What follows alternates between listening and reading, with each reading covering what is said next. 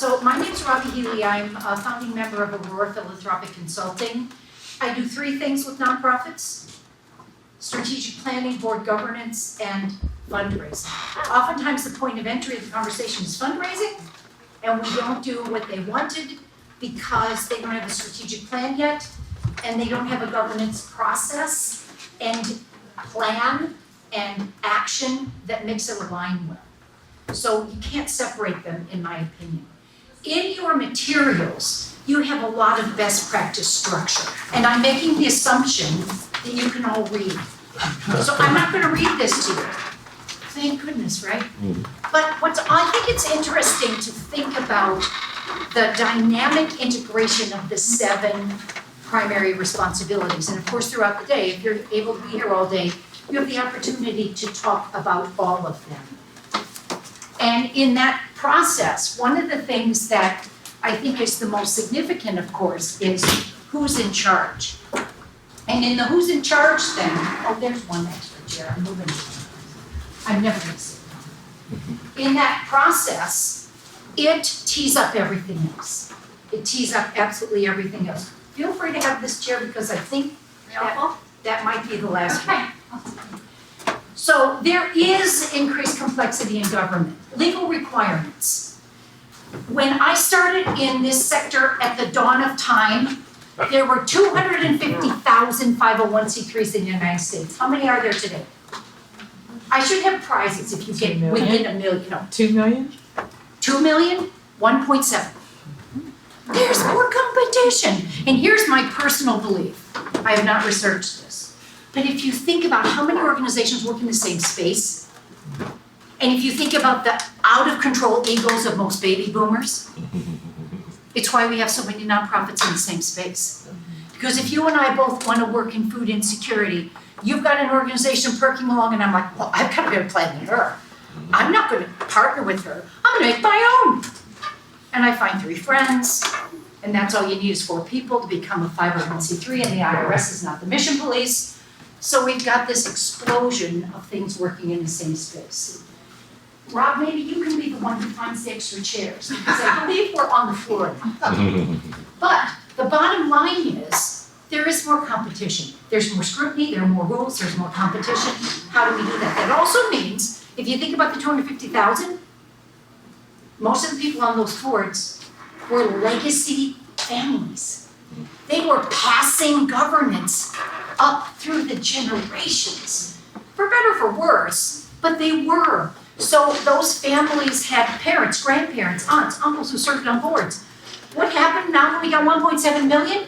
We got a whole bunch of people who never experienced that as kids. Which goes back to, what does a board look like? How does governance work? And there are other cultural factors that I think are so huge in this country. We as grown-ups are taught never to admit what we don't know because it shows weakness. So you get on a board, you hear a list of stuff you're supposed to do, you're like, I don't know how to do that, but I'm not going to say so. So at some point, a board says, we have to figure out what best practice looks like. Some genius, maybe you in this room, go to a workshop, typically sponsored by a community foundation or United Way, and you hear this layout of what best practice looks like. Well, you can't go to work on Monday and say to the executive director or the board chair, okay, so I heard this chick talk on Saturday, and this is how we're going to have it work. It's going to be a dynamic process of, and this is what we're hearing about in the panel. It has to be a dynamic process of discovery and discernment and approval. Because everybody has to buy in. Unfortunately, sometimes the crampdown comes from fundraising. Because if you don't have a diverse board with younger people and all this other happy stuff that we know we need, funders are telling you, check these boxes or we're not going to talk to you again. So you check the boxes and you crash and burn. So if you bring it through fundraising, you're toast. You have to bring it through governance.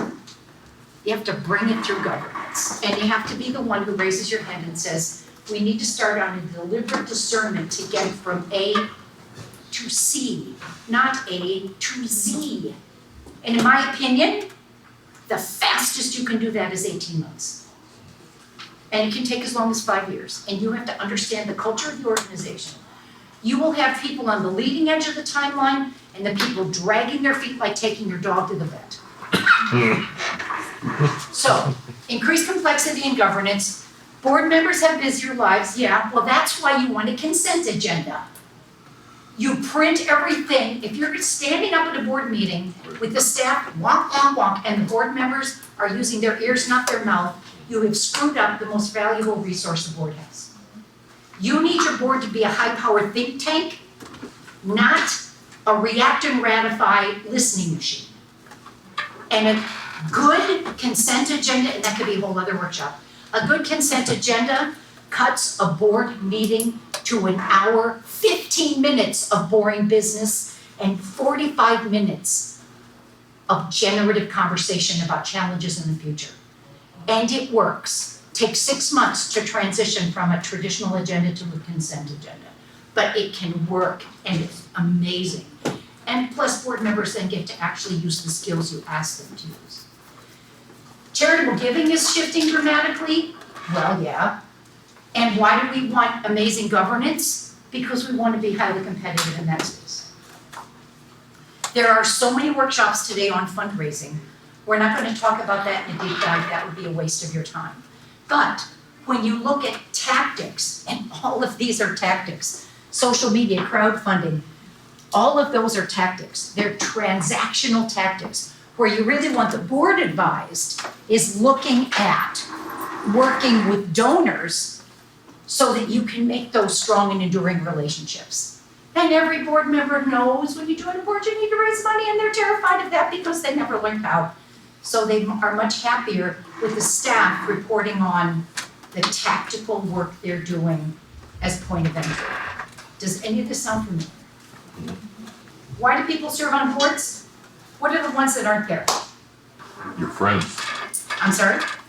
Someone's friend. They're somebody's friend asked them. They didn't want to disappoint their friend. What else? They served on a committee, they moved up. Yep. Another one? Interest. They're interested in the mission, absolutely, and then as a result committed to the mission. Yep. Their boss wants them to. Their boss told them it's your turn to be on that board. Yep.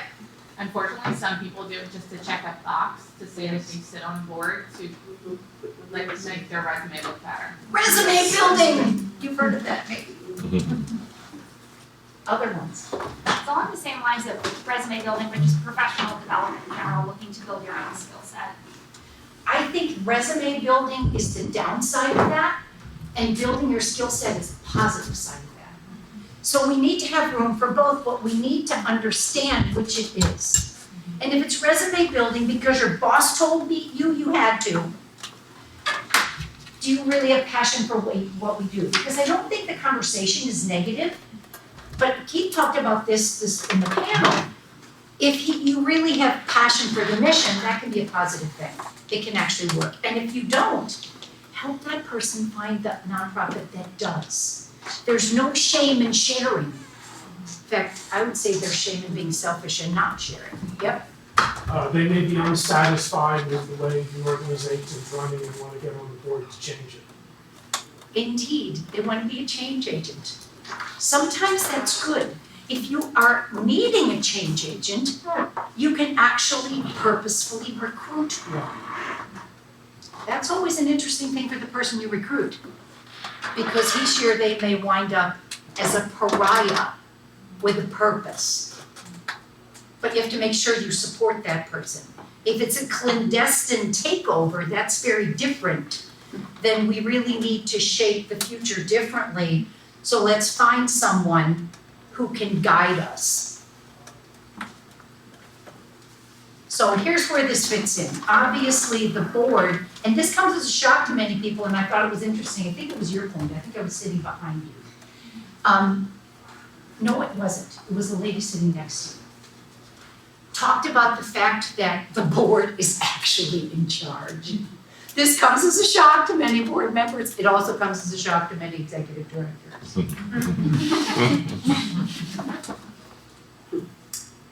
There's my favorite book on board governance is called Governance as Leadership The authors are Chait, C-H-A-I-T, Ryan and Taylor. And in their book, one of the things they hammer away at the most is you've got to get rid of gotcha. You have to have mutual respect between the governance roles and the management roles. Board is the strategy, staff is the implementational tactics. Executive directors don't get to do strategy. Now, we're all smart enough to know that if you're doing a new strategic plan, the one that sits on the shelf with the beautiful mission statement, if you're doing a new strategic plan, it's a conversation between board and staff. If it's entirely developed by the staff and presented to the board, something to ratify, you failed. If the board is doing it in a vacuum and they present it to the staff as now do this, it failed. We know it has to be a collaboration, but at the end of the day, the board approves it, not the staff. The staff doesn't vote. This comes as a surprise to many staff members. Doesn't mean they can't be part of the due diligence and discovery conversations as you build the plan. But at the end of the day, building a competent board means people who understand the difference between strategy and operations and respect for the mutual roles and understanding that there are going to be ups and downs. And as there are ups and downs, we're going to collaboratively problem solve, not attack and fire. And that's a problem for some organizations, where board members are sitting back saying, he, she, they didn't hit the benchmarks, we've got to clean house and get a new person. If you've got a trust-based relationship, you don't have that problem. But you have to bring people on the board who are willing to behave like that. And in my experience, the people who behave like that are living out something that's happened to them at work. And so they get on a board and they think, I can now do those things to the staff I'm boss of that happened to me at work. And that's really unfortunate. But with a good governance process, you can manage that or try to minimize that. So mission and vision and purpose, protecting assets, managing resources, that's the financial piece, of course. Ensuring adequate resources, this doesn't mean making sure the staff raises enough money. It means making sure we as a collaborative team raise enough money. This is a shock to some board members and they don't want to be part of that. Well, we have to be transparent with that in the beginning. Enhance your public standing, that's safeguarding and interpreting your brand. And obviously, you're in charge of the chief executive. And that's the only position that reports to you. You can talk to everybody else on the staff, but you don't get to let them interfere through you as a director. So building a competent board. Obviously, there are some very specific legal requirements. And in the looking at how we are judged, the business judgment rule, we have to do the best with what we have. But at the same time, if in performing our duties, if we're not asking the right questions in the right way to have enough information, that's a failure on the part of a board. That's a failure on the part of a board. Years and years ago, when I first started working in the nonprofit sector, Peter Drucker had brought management by objectives to American manufacturing. Some of us are old enough to remember Peter Drucker. Not all, but thank you for acknowledging that we both knew who he was. So what did he do? Frances Hesselbein, the CEO of the Girl Scouts of the USA, met him, and she loved him. So she brought to all the Girl Scout councils this thing called management by objectives. Management, not governance, management. And I worshipped Frances Hesselbein. I'm a Rose Girl Scout, I worked for them for 10 years. But every Friday afternoon, I had to write a report of all the volunteers I'd met with, how many hours I was with them, all these things I'd done. That rolled up to the board. Didn't roll up to my field services director, it rolled up to the board. Well, they were micromanaging operations. But that's of course what they did in their day job, so it was very comfortable for them. Then the pendulum swung the other way. John Carver, very popular. Is anybody a John Carver fan? Board governance, John Carver fan? So John Carver, the pendulum goes all the way the other way. He created this thing called policy governance. Sounds good, right? We should have board policies that we work in governance. So imagine for a moment you're the executive director, the board's policy is that you have to run the business within 3% plus or minus of the budget, within 3% plus or minus of all of the inspections and compliance. In other words, you can be a little bit off, not 100%, if you've got some kind of survey or inspection. You have to be plus or minus 5% enrollment, you have to be whatever. So you as the executive director, CEO, come to a board meeting and you say, I'm reporting on the finance, the participation, and the compliance, we are within standards you set. So Drucker gives us complete license to micromanage everything. Carver, abdicate all responsibility for having a clue what's going on. Chait, Ryan, and Taylor brought the best of both. So when you look at how to perform your duties in good faith in the best interest of the organization, so that you're bringing appropriate skills that an individual of ordinary prudence would see as appropriate, you're hitting a home run there. But that's why showing up, being prepared, is absolutely essential. So the duty of care, loyalty, and obedience, the duty of care, make informed judgments. You can't make an informed judgment if you don't show up at a meeting. You can't make an informed judgment if you don't read the materials ahead of time. You also can't make an informed judgment if the materials aren't available to you in time to read them ahead of time. So that becomes part of the dynamic. And boards can get independent professional advice.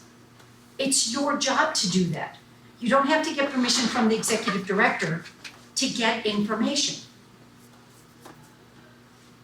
At the same time, if you're not playing gotcha, you and the executive director are collaboratively looking for information. You're not accusing the executive director of not knowing what he, she, or they needs to know.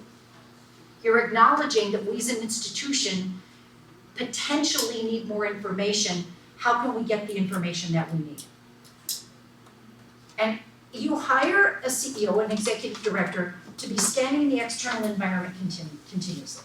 It's their job to know what's happening in their sector. But if they come back to you and say, new things are emerging that we haven't gotten our arms around yet, thank them for their honesty and help inform the agency. Don't say to them, why do you not know? Why do you not know what's going on in our sector? So independent professional advice, characteristic of a best practice board. Making sure that you're in compliance with all of the information and reporting. Karen has put in this slide deck a lot of information about the 990s. Well, the 990s, the IRS says the 990s have to be available to the public. When GuideStar was first launched in the 1990s, boards were furious that staff were reporting, we have to make the 990s public. And you don't get to pick. You have to do that. And GuideStar makes it easy, but we'll talk a little bit more about that. But it's not just federal. Are you in compliance with absolutely everything? Can you pay your bills? And is everything aligned appropriately? If you decide to read Chait, Ryan, and Taylor's book, that's fiduciary governance. That's, can we pay the bills, and are we in compliance with all the regulations we need to be in compliance with? And if you work in an area with children, if you work in an area with health, there are a lot more requirements. But even if you don't, you have to be very, very, very careful with those. You also have a way to make sure that if something's out of alignment, the board is going to be able to understand that and flag that and probe that. So what are the annual business plans that the board has, the board's governance plan, that you are checking in? Do you have, the first meeting of the year, statements that everybody reviews? Is the governance committee reviewing all of the board policies annually and documenting that you're doing that? They're boring things, but they're huge. And they're those annual things that can trip you up. And if something is happening on a legal front, and the staff is aware of it, but the board is not, that's a problem. But you have to trust each other enough to hear that from the staff. And it happens, we live in a very litigious society, so it happens. Duty of loyalty, and I find this one fascinating in this day and age. Obviously, we want people who have skills and abilities that they bring to us. We also want them to have attributes that cut across demographics, age, faith, gender, race, all the demographics we can think of. But at the same time, they have to be willing to use that on our behalf. So in my jaded opinion, how can you serve on more than one 501c3 board simultaneously? Because where are you putting your loyalty? Now, I think there's some exceptions. I'd imagine you could serve on an arts board and a health board. But can you serve on two boards in the same sector at the same time? For me personally, the answer is no. And everybody has to do their own discernment around that. But if you're on the governance committee and you're recruiting somebody who says, oh, you want me, I'm on 10 boards, that's like having 10 spouses. Not a good look. But I also think, and taking me personally, I'm on board of one nonprofit. I'm on a board at my church, completely different space. And I'm on the foundation board at my Rotary. I don't see those as conflicts because they have very different execution. But if I want somebody to be all in, and how can you be all in if you're on more than one board? How do I bring my donor list to more than one board? I don't think I can do that. So I would challenge you as you move into governance away from nominating, think about how you feel and will react to having people who are on more than one board. I actually chair the governance committee for the board I'm on. And we do have a person we're about to onboard who serves in, and it's a housing board, who serves on an historical site board. And we made the decision that that's not a conflict. But we talked about it. So it's on our radar screen, is something we're thinking about. The other interesting thing is, can you have a vendor on your board? Can you have someone on your board whose business benefits from you? Who says absolutely not? Never, under any circumstances. We have one vote for I think not. We had kind of a half head shake. We got. I think it's case by case. I think it's case by case comes up. Anybody else? Anybody else absolutely yes, no questions asked? We could do that? How many case by case? I'm voting for case by case. So for example, on the housing board on which I sit, we're actually a HUD approved board, so our agency. We are forbidden by HUD, so this is easy, to have anybody in mortgage banking or with a real estate license. But we can have people who are commercial bankers. So we feel like we need people who have an orientation to banking, but that's how we've compromised. We've also got some retired real estate professionals. When I served on the board, on the staff of Simpson Senior Services, which is a retirement community network, we had significant reserve funds and we had them invested with Bryn Mawr Trust. We had the head of HR for Bryn Mawr Trust on our board. But even so, because obviously in retirement services we employ a lot of people, so having that skill was really important to us. Obviously, when they were talking about renewing or bidding our investment relationships, he was not in those meetings. And having a really tight, well-written conflict of interest policy is huge. And something that every member signs every single year, not something just at the onboarding. At the housing partnership where I'm on the governance committee, I chair the governance committee, we have 4 things on our board agenda the first meeting of the year. Reviewing and signing the conflict of interest statement, reviewing and signing the board commitment document, reviewing and signing the code of ethics, and reviewing and signing the whistleblower policy.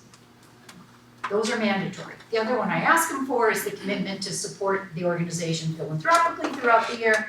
But the other four, that's a mandatory. You don't sign that, you don't get to come to meetings. Would you repeat those a little more slowly? Absolutely. Conflict of interest policy and statement. The policy is long.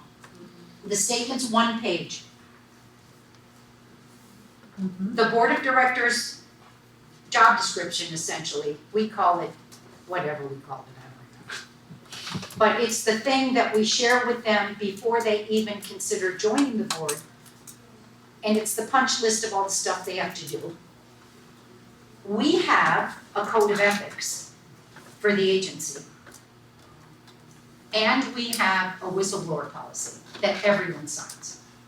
And all those documents we give to people before they even think about whether they want to have a conversation about joining the board. So none of this comes as a surprise, along with telling them they have to be donors. So, when you look at personal interests, if someone could appear as if their company had a benefit from the board member's involvement, they have to recuse themselves. So, Ron Dankanich, who was the HR guy for Bryn Mawr Trust, some of you may know Ron from Downingtown, he would recuse himself from anything that had anything to do with Bryn Mawr Trust, even though he was the HR guy.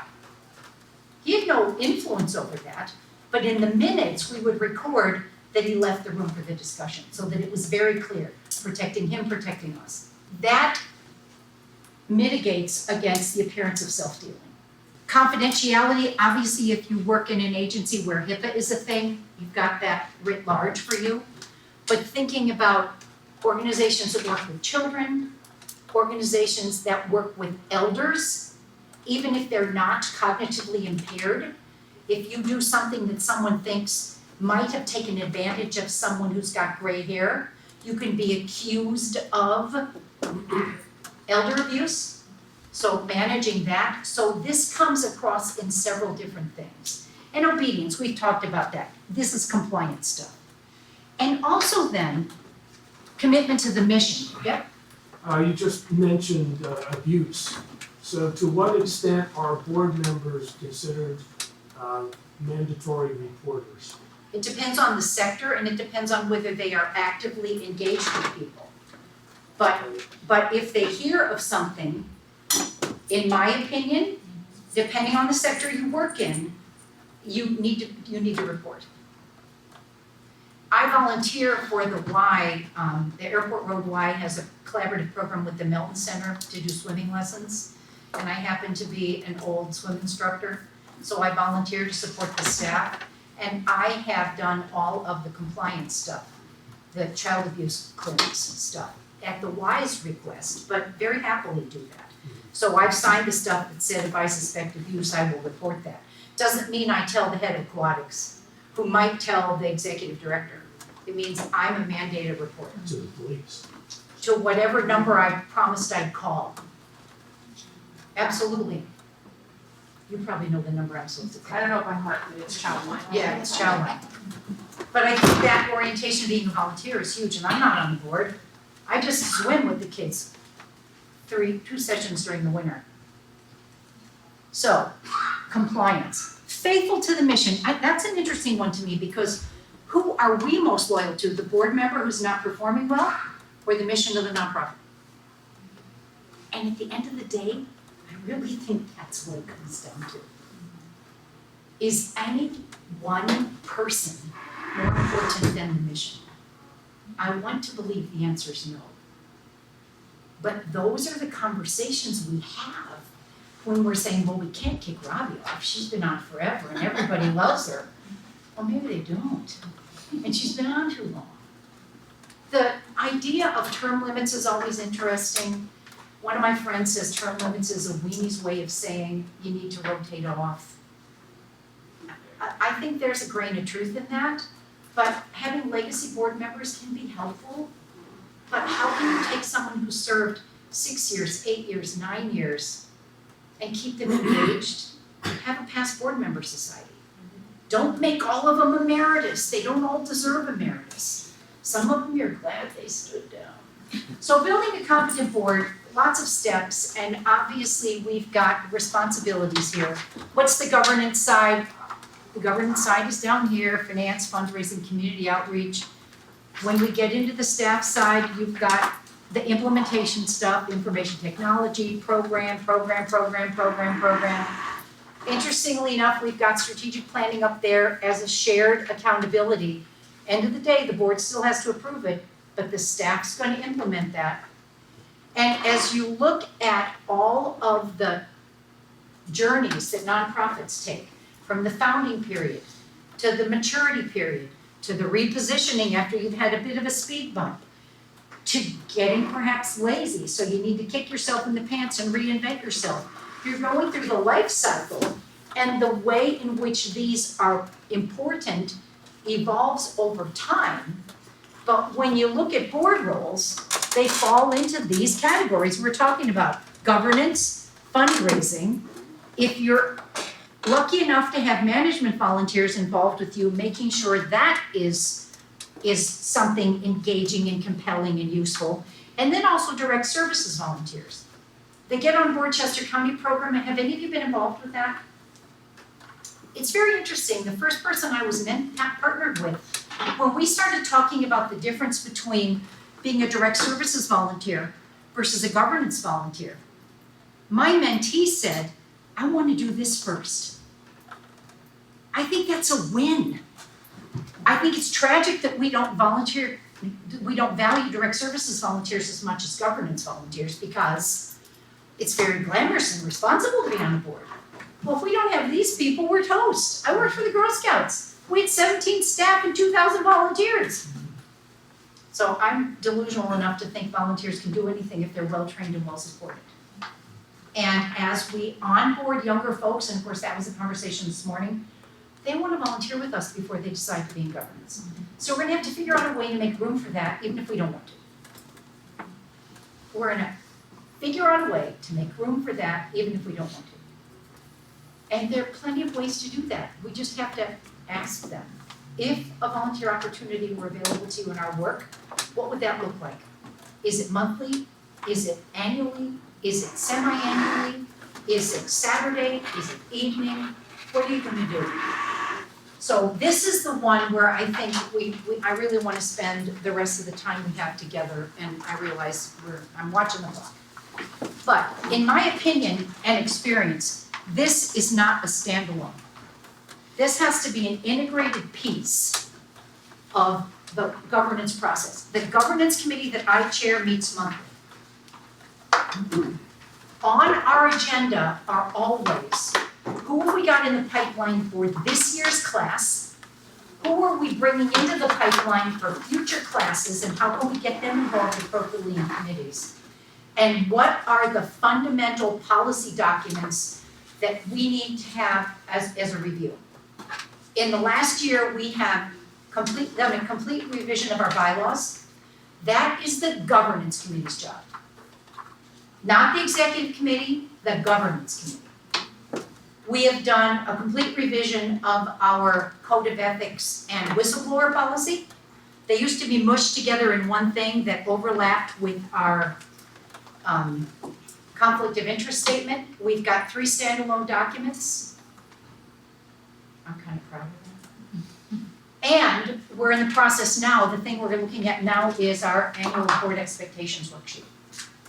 So how do we do that? We collect best practice samples, we give them out in advance, we make sure people have time to look at them, we identify the things we really want to cover, then we produce a draft. We send the draft to the board, not for approval. First thing we do is send it to the board to get permission to send it for legal review. So they've seen it once, not the first reading, just are we on the right track? Can it go to the attorney for legal review? When they say yes, then it goes to the attorney for legal review. Then we get feedback, we make the edits, then it goes to the board for the first reading. At the meeting after the first reading meeting, then it goes for a full vote. And in the meantime, the governance committee has made contact with the rest of the board members saying, We know you've got this for first reading, what questions do you have? Because we don't wanna have a train wreck in a board meeting where somebody didn't say anything for 60 days and then says, I don't like this. So we take the responsibility for doing a check-in with our peers on the board. This is not the executive director's job. This is a governance committee's job. Then when we get to a board meeting for a vote, it's approved. It takes 30 seconds. So all of these tasks, analyzing the board profile, maintaining a list, making sure that we are looking at all the background material we need to have for candidates, looking at potential committee assignments. The governance committee doesn't decide what committees the guy or gal's on. The executive director doesn't, the board chair does. But we want to be able to recommend to the board chair where this person might fit in the best. And then we recommend qualified candidates for nomination to the board. That's just the nominating task. The governance task is ongoing. And it's, what does best practice board look like? What does a best practice board look like in our space? How often do they meet? What structure do they have? What standing committees do they have? Many boards are moving to having as few standing committees as possible, task forces and work groups. So we happen to have a finance committee. I can't imagine anybody never having one of those. We have a strategic planning committee that when the strategic plan is approved, converts to being an oversight committee. We have an executive committee that meets pretty regularly when it needs to. We have the governance committee, which I actually can't imagine ever going away. And then the rest of it is task forces. We don't have a marketing committee. We don't have a buildings committee. Those are staff tactics. If they need help from us, we appoint a task force to work on whatever the problem is. So looking at, are the documents up to date? Do we need advisory groups? We're considering having a real estate advisory group. That would be helpful to us. We have to make sure we don't get in the crosshairs of HUDs with that, but we're considering that. When we obviously, number 4, we help the board chair know where the individuals think they might be helpful.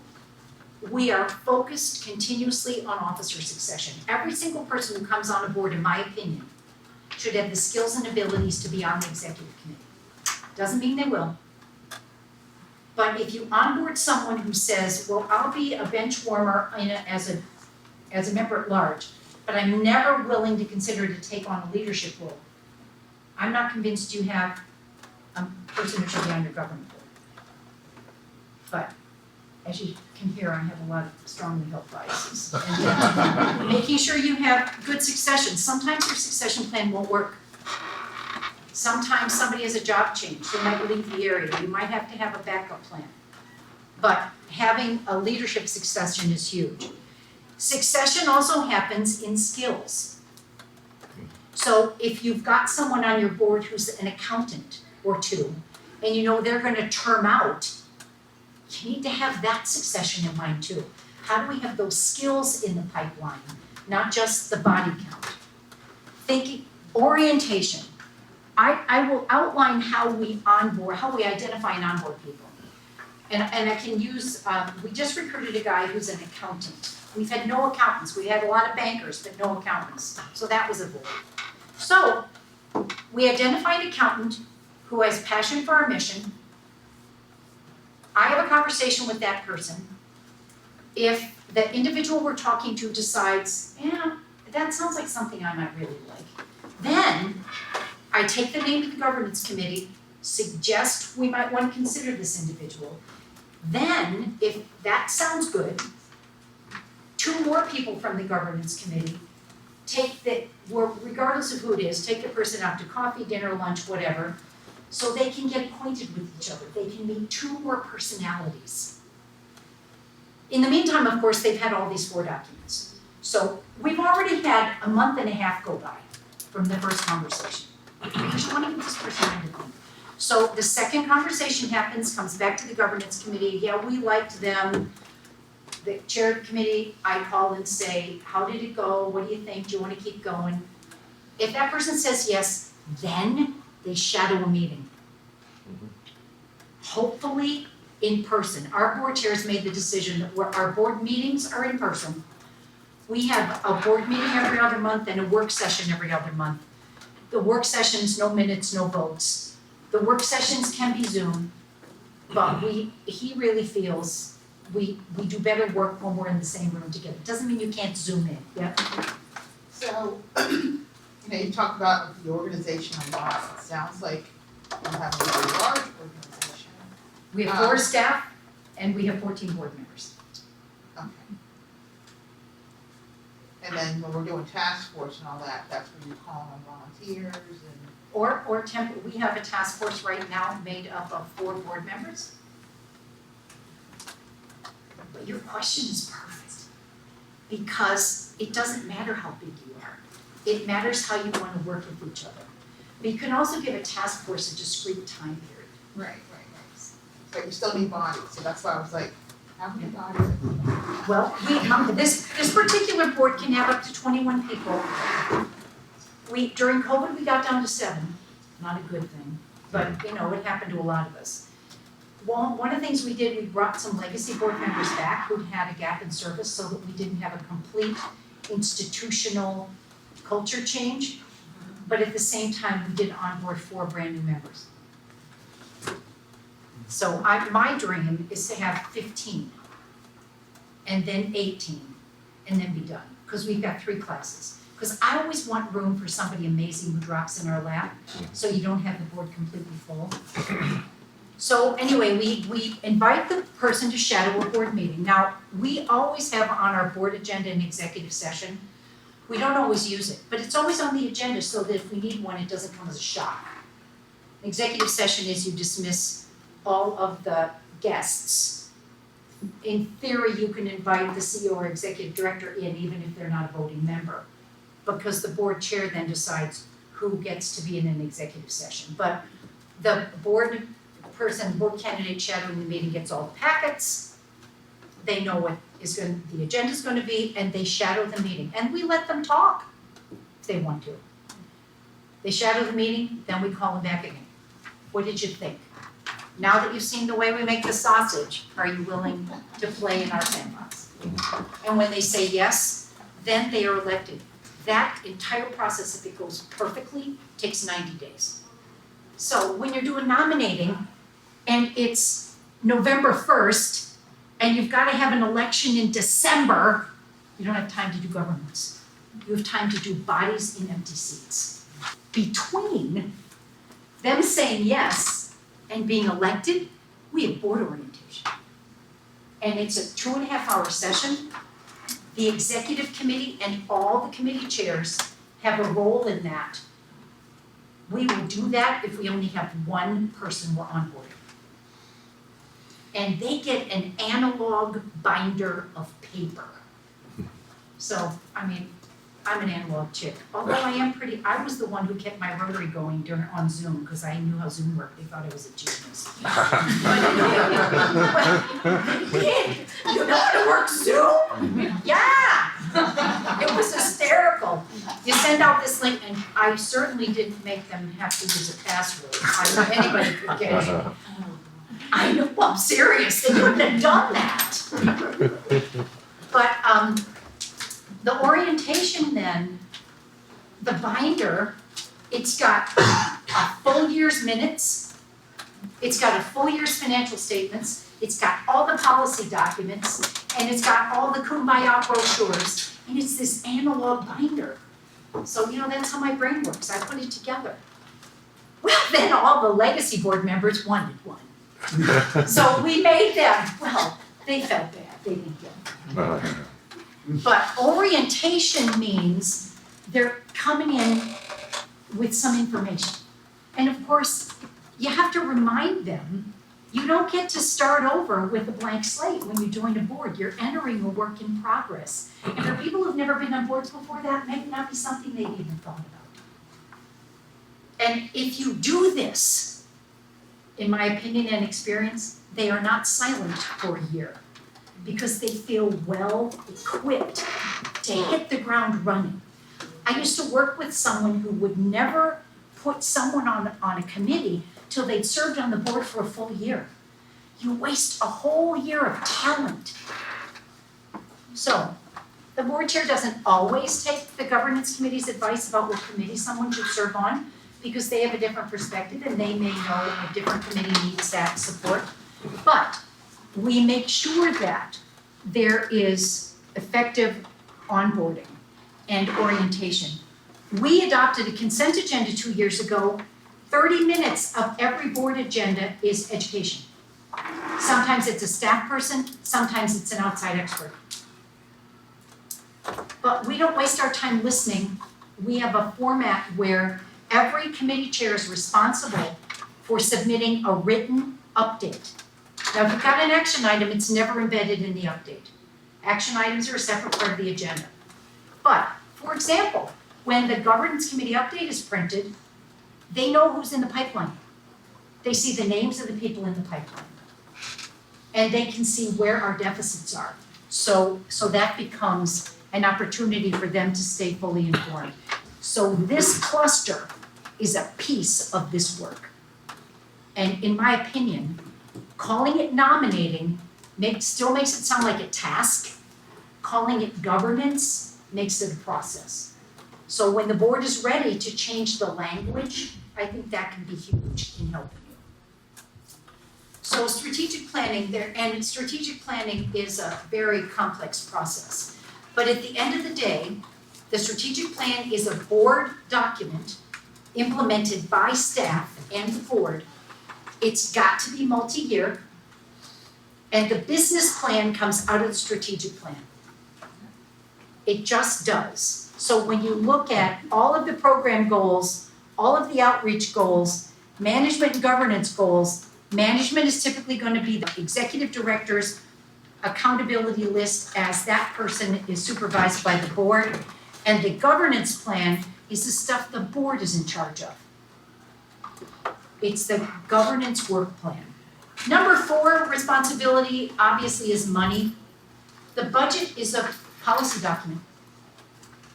We're all smart enough to know staff develop them, finance committees work with staff on understanding them, but at the end of the day, when the budget is adopted, it is adopted by the board, it's not adopted by the staff. If and as it needs to be adjusted, it comes back through the finance committee to the board of directors. Internal controls and financial policies, are you bidding your audit frequently enough? Are you bidding your investment advisors if you're lucky enough to have reserves? So what are the things that are on the outside, but on the inside, what are the financial controls with cash flow, with cash management, with your banking relationships? Administrative policies, and there are so many you can have. But at the very bottom line, all of any agency policy is a board-approved document. And if you look at best practice governance models and look at a list of what are the fundamental policies a board needs to have, if you find that some are missing, it's an opportunity for the governance committee to help you come into compliance. Doesn't mean the governance committee would be writing, for example, a cybersecurity policy or a board succession, a staff succession policy. But they might be, or they might be accountable for gathering samples and working on that. Risk management and insurance. Do we have insurance? Yeah, that's not enough. What kind do we have? Is the coverage appropriate? Do we have directors and officers insurance? What kinds of liability insurance do we have? Risk management also is money. Do we have enough money to pay our bills going forward? And thinking about money in 3 revenue streams. Do we get fee-for-service revenue? Do we qualify for public funding contracts? Are we leveraging philanthropy as a revenue stream in our business plan? If you're not doing all 3, you're exposing yourself to risk. The 990. And I know there's a session that Robbe is doing this afternoon, or this morning or something, that you ought to go to if you really have questions about the 990. But the bottom line is, the IRS mandates that your 990 be available. In my opinion, you ought to have it easily accessible on your own website. But the question I would be asking is, if someone was calling your agency and got a human being on the phone, let's pretend, and I know Steve's with the Boy Scouts, if somebody calls the Boy Scout office and says, I'm working with a donor who's thinking about a legacy gift to to the Boy Scout Council, I'd love to see your 990 form. Does the person who answered the form say we don't give that out and hang up? Or do they say, would you like us to mail you a print copy or a PDF, which is more convenient for you? Or do they say, I don't know what that is? I don't know what it is, right? Exactly. But that's huge. Everybody's got one. You don't have a choice. But how do people know about it? And the board, it's the board's responsibility to review and approve this, typically as part of the audit process. Adequate resources. This is the money one. Do you have enough money to do what you need to do? And looking at strategic plans, oftentimes one of the things you're doing when you're doing that is sunsetting things you don't need anymore and adding new things that are more interesting. And there's a huge tension in the sector right now between community-centric engagement and donor-centric engagement. I would assert successful organizations have always been community-centric. Obviously, we listen to donors' preferences and dreams and priorities and aspirations for us, but if they're unwilling to let go of the past, we have a responsibility to let them, to release them. Bless and release, and that is gonna be hard. Because you may be walking away from donors who have a history with you. But if they're holding you back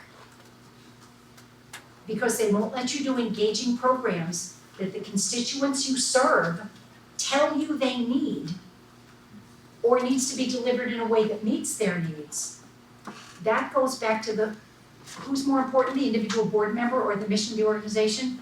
Who's more important, the individual donor or the mission of the organization? I think those are conversations we're gonna have more and more frequently. And I would also say, there will be donors who are insightful enough that we can go to them and we can say, I know we've been doing this particular way for a long time.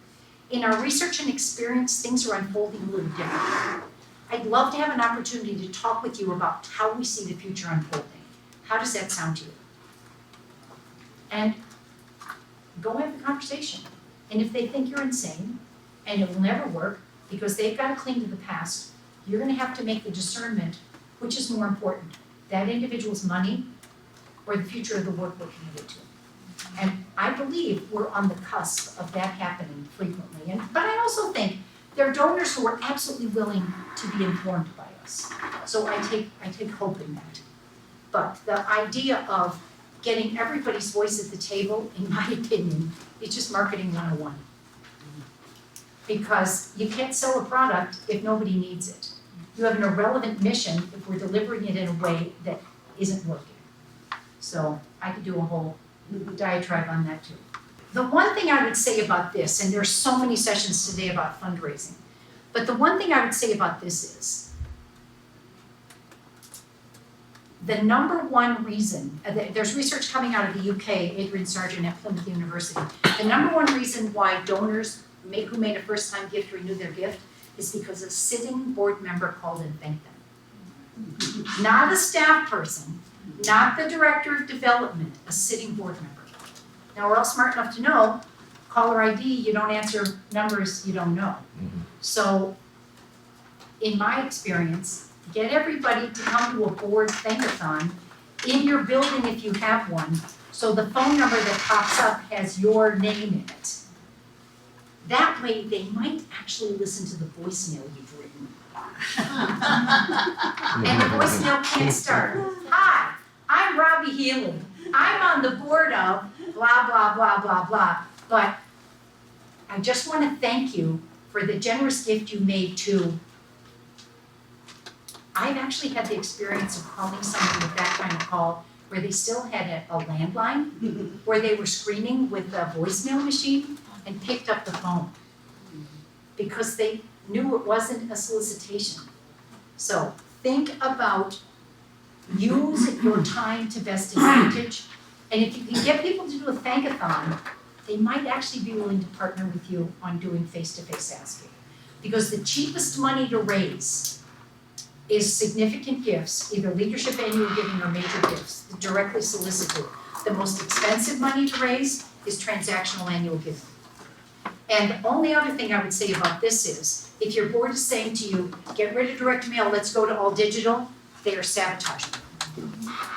They are Yep. absolutely sabotaging you. Digital is not irrelevant, but neither is mail. So keep mail. And ironically, some of the other research coming out of Plymouth University says younger donors, because they never get good mail, are actually opening direct mail for us these days. So how fun is that? The real issue for us is, how do you safeguard and protect and advance your brand? And you can do that by having every board member, every staff member, every volunteer being a brand ambassador for you. And understanding what you're offering, how you're offering it, the change you want to be in the world through a well-structured board, a staff that's in partnership, a respectful partnership, means your brand can be stronger. And without that, you're completely and totally invisible. Can we ask questions? Absolutely. So you talked about board members who are just, just sitting there, not doing anything, not engaged. Whose job is it to get them to consider being off the board? Like, is The that boards, it's the boards. every member of the board? It's the board chair and it's the governance committee chair. And one of the ways you can do that is with annual evaluations. I'm also the secretary of the board I sit on. I don't know how that happened, that they gave me both jobs, because those are the power jobs in my opinion. I actually put members present, members with excused absences, and members absent. All 3 lines. And we're about to have I hope I don't offend anyone, a come to Jesus meeting with some people who have been too often not in the excused absence thing. I think it's worse if you're there and do nothing than not come, personally. I mean, you're like showing up, you're not doing anything. You might as well not waste your time. Yeah, but you've also got an empty seat with a body in it. It's hard to figure out how to get that person to realize that they should leave. You have to say to them, you have missed half the meetings this year. The timing doesn't seem to be working for you. Can we fix that? Or can you decide to stand down until your schedule changes? So that's the board members, that's not the executive directors, that's In not. my opinion, it's not the executive director, because the board recruits and elects the board. I'm smart enough to know it doesn't always happen that way. You had a question? Yeah, it was just a comment. I'm a donor, long-term donor, and the thing that really appeals to me and has worked, I guess I was being massaged or something, but has You were worked being cultivated, sweetheart. and increasing my donations has been like invitations to things that have nothing to do with anything with my donations, Of course. or invitations to different events that you might have, or I can bring a +1 or something, or just, there's constant, the folks that are constantly engaging with me are the ones that are getting the most money. And isn't that interesting? Because you'll have some genius on the board saying, people don't want to be bothered with all this crap. Some of them don't, but they knew they were invited, and that doesn't work. And others really do want to come, and then you get closer to the mission. But there are several really good speakers today talking about fundraising and donor engagement, but that's the critical one. Because we don't put enough money in cultivation. And boards are terrified of spending money on fundraising. It's the one revenue stream that's got positive revenue. So I would urge you to think about making sure you have enough money for cultivation. And I know there's a couple more things on You have here. 1 more minute. There we go. There you go. Oh, we have 1 minute? You extended? You got a line in the door for the next Oh, hour. good. But Anyway, I'm very happy to get questions from you after the fact. If you email me, please put in the subject line a question from the trustee thing, because if I don't recognize your email, I might not open it. But thank you for letting me spend an hour with you. Have a good day.